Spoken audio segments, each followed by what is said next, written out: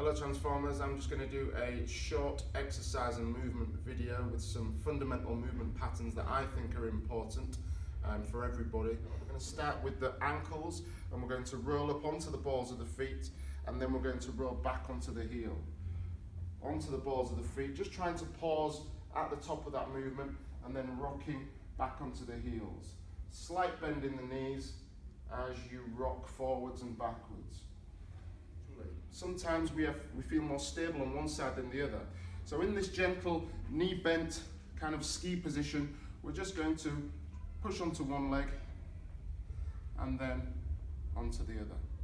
And all we're going to do is we're going to pause for a couple of seconds on each side. If you want to make that a bit more dynamic, you can jump or hop onto one side just to establish stability on each leg. It may feel easier on one side, that's fine. Focus on the less stable side, hold it for a couple more seconds. From here we can take it a bit further. We can step onto one leg and really start to focus on the strength of your buttock. Hopping across, leaning forward with the opposite hand, imagining you're picking something off the floor. Hop across.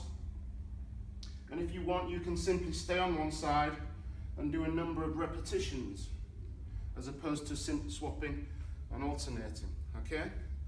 So this is a really good exercise for the buttock, the hamstring and the lower back. Okay. So now we've woken up the hips, okay? We've woken up the thighs, woken up the buttocks, and we've brought the lower back in slightly. We're going to go into a single leg, or what we call a split squat. Simple. Back heel off the floor, nice long stride, spine upright. Put your hands across your chest if you want to challenge your balance, or take your hands out to the side if you want to just use your arms as a form of stability, okay? So from here, all you're going to do is simply imagine bending your back knee towards the ground. If you're strong enough in the leg, you may be able to just caress the floor with your back knee, okay? Standing up, keeping that back heel off the ground, not leaning forward, so your spine is always upright. This is quite a strong exercise. If you want to take it further and focus on balance, you can bring the foot off the floor every repetition. Back knee, front leg balance.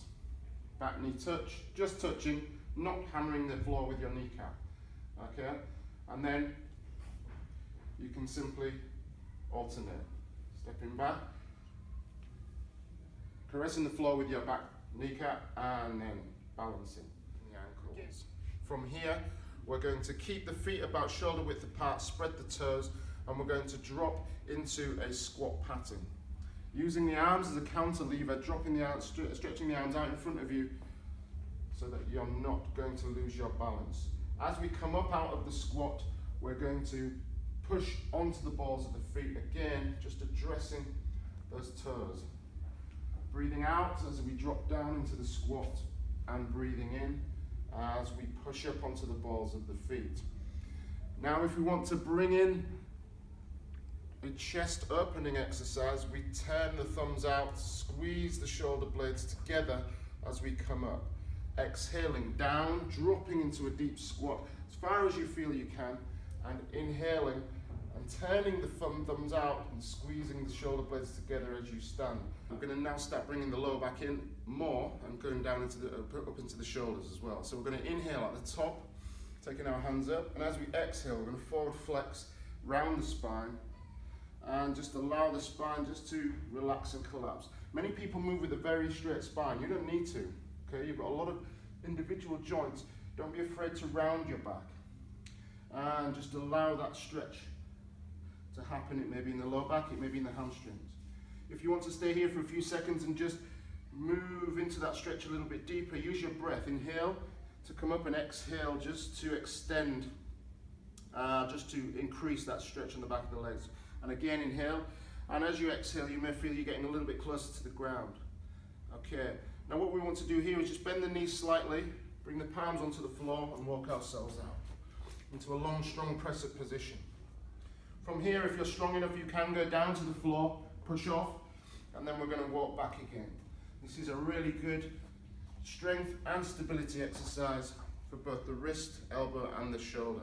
So again, we inhale at the top, we exhale, Slight bend in the knees, the palms come to the ground. Pressure in the wrists, come forward so that the wrists are directly under the shoulders. We can go down into a press up. If you want, you can rest here for a second. And then as you exhale, drive everything off together. From here, just to tax the shoulder more, you can simply go from one side of the body to the other.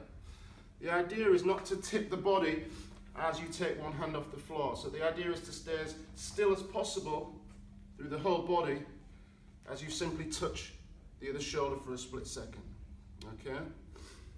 If you need to come out of that position just to rest, come down into the box position and just rock back and drop your head to the floor. Inhaling and then exhaling. Now remember, when you stretch, stretches are not there to be held, okay? They're there to be mobilized. So stretches should be moving actions, not just static actions.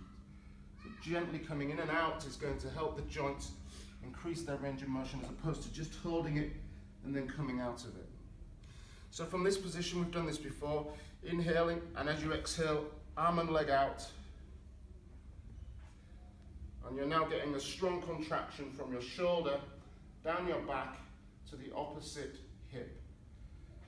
Inhaling back, exhaling, thumb upwards, strong arm, tensing the shoulder, tensing the arm, squeezing the thigh of the flying leg and the buttock, and back.